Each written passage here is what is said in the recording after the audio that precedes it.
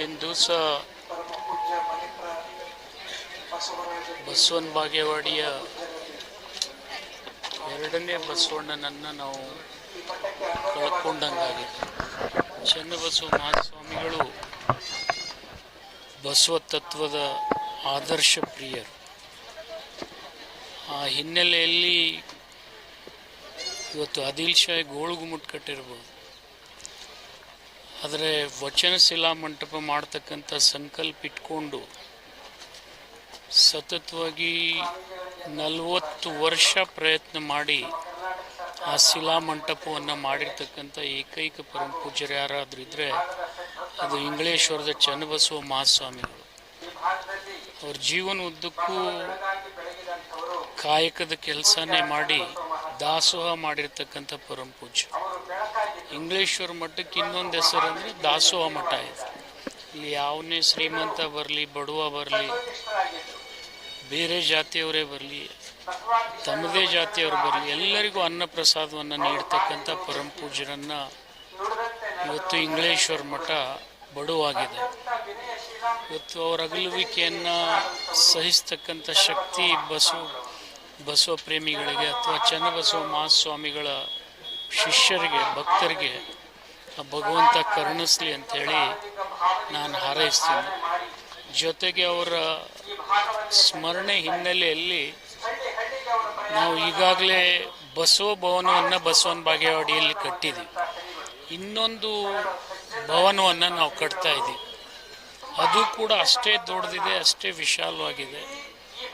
ಆ ಭವನಕ್ಕೆ ಪ್ರಾಯಶಃ ಭವಿಷ್ಯದ ದಿನಮಾನಗಳಲ್ಲಿ ಚನ್ನಬಸವ ಮಹಾಸ್ವಾಮಿಗಳ ಹೆಸರನ್ನು ಇಡ್ತಕ್ಕಂಥ ಒಂದು ಸಂಕಲ್ಪ ನಾವು ಮಾಡ್ತೀವಿ.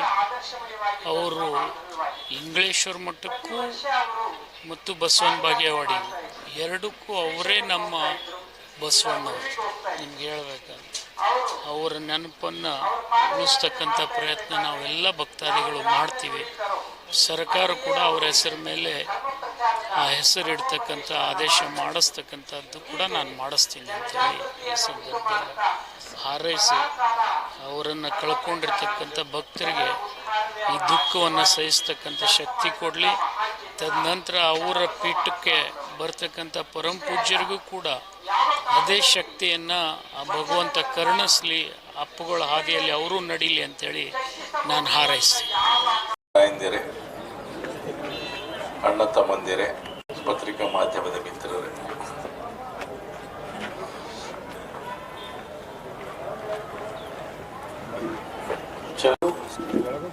ನಮ್ಮ ನಿಮ್ಮೆಲ್ಲರ ನಾಯಕರು ಆಗಿರುವಂಥ ಸನ್ಮಾನ್ಯ ಶ್ರೀ MB ಪಾಟೀಲ್ ಈ ವೇದಿಕೆಗೆ ಅವರನ್ನು ಸುಮಾರು 10-15 ಗಂಟೆಗೆ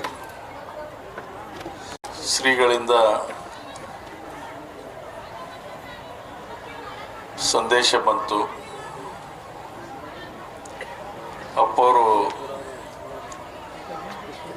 ಲಿಂಗದೊಳಗಾಗಿದ್ದಾರೆ, ಅವರ ಅಂತ್ಯಕ್ರಿಯೆಯನ್ನು ಶುಕ್ರವಾರ ಅಥವಾ ಶನಿವಾರ ಮಾಡಬೇಕಂತ ಹೇಳಿ ನಮಗೆಲ್ಲರಿಗೂ ಕೂಡ ಬಹಳ ಆಶ್ಚರ್ಯವಾಯಿತು, ಆಘಾತವಾಯಿತು. ಒಡನಾಟ, ಅವರ ವ್ಯಕ್ತಿತ್ವ, ಅವರ ಜೀವನವನ್ನು ಕಣ್ಣಾರೆ ಕಂಡುಕೊಂಡಿರುವ ಹೃದಯವನ್ನು ತಲುಪುವಂತೆ ಮಾತನಾಡಿದ್ದಾರೆ.